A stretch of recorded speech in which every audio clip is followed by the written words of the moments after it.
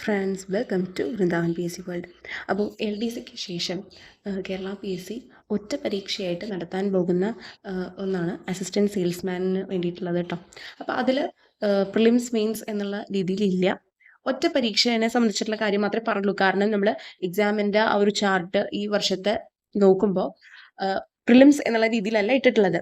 അപ്പോൾ സ്വാഭാവികമായിട്ടും ഇത് ഒറ്റ പരീക്ഷയാകാനാണ് ചാൻസ്.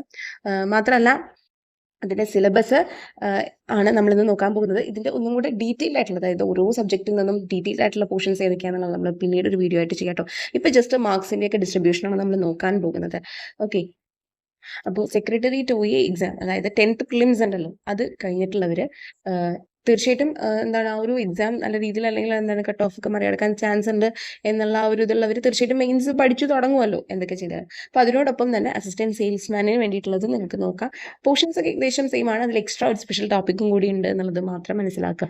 ഓക്കെ, അപ്പോൾ 10th യോഗ്യതയിൽ ഒറ്റ പരീക്ഷ കൊണ്ട് നമുക്ക് നേടിയെടുക്കാൻ സാധിക്കുന്ന ഒന്നാണിത്. ഓക്കെ, അപ്പം നമ്മുടെ മുന്നിലുള്ള അടുത്തൊരു അവസരമാണിത്. പ്രിലിംസ്, മെയിൻസ് അങ്ങനെയുള്ള ഘട്ടങ്ങളിലൊന്നും നമ്മൾ കടന്നു പോകേണ്ടി വരില്ല.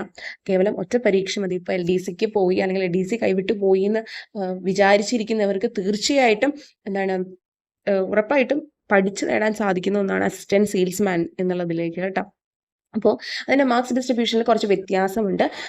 ഇനി ഇതിൽ എന്തെങ്കിലും വ്യത്യാസം ഉണ്ടെങ്കിൽ, അതായത് സിലബസിൽ ഉണ്ടെങ്കിൽ ഞാൻ തീർച്ചയായിട്ടും പറയുന്നതായിരിക്കും കേട്ടോ. അപ്പോൾ ജസ്റ്റ് നമുക്കൊന്ന് നോക്കാം. ചരിത്രം, ഭൂമിശാസ്ത്രം, ധനതത്വശാസ്ത്രം, ഇന്ത്യൻ ഭരണഘടന, ഇതിന് അലോട്ട് ചെയ്ത് കൊടുത്തിട്ടുള്ളത് 4 മാർക്കാണ് കേട്ടോ. ദെൻ കേരളം, ഭരണവും ഭരണ സംവിധാനവും 3 മാർക്കിനാണ്. ജീവശാസ്ത്രവും പൊതുജനാരോഗ്യവും 4 മാർക്കിൻ്റെയാണ്. ഭൗതികശാസ്ത്രം, രസതന്ത്രം എന്നുള്ളത് 3 മാർക്കിൻ്റെ തന്നെയാണ്. ദെൻ കലാ, കായികം, സാഹിത്യം, സംസ്കാരം 4 മാർക്കിൻ്റെ.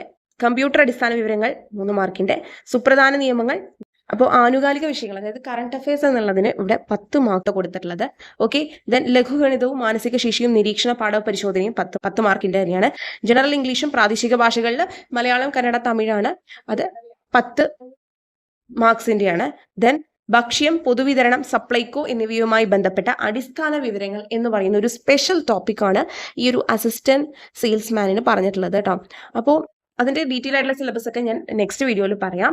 അത് 20 മാർക്സ് ആണ്. അപ്പോൾ നല്ലൊരു രീതിയിൽ എന്താണ് സ്റ്റഡി പ്ലാൻ ഒക്കെ സെറ്റ് ചെയ്ത് ആവശ്യമുള്ള ടോപ്പിക്സിന് ഇമ്പോർട്ടൻസ് കൊടുത്ത് പഠിച്ചു കഴിഞ്ഞാൽ തീർച്ചയായിട്ടും നമുക്ക് ഈ എന്താണ് ഒറ്റ പരീക്ഷയുള്ള ഈ ഒരു ഇത് നല്ലോണം എന്താണ് ക്ലിയർ ചെയ്യാൻ സാധിക്കും കേട്ടോ. കാരണം നമ്മുടെ മുന്നിലുള്ള ഒരു അവസരമാണ്.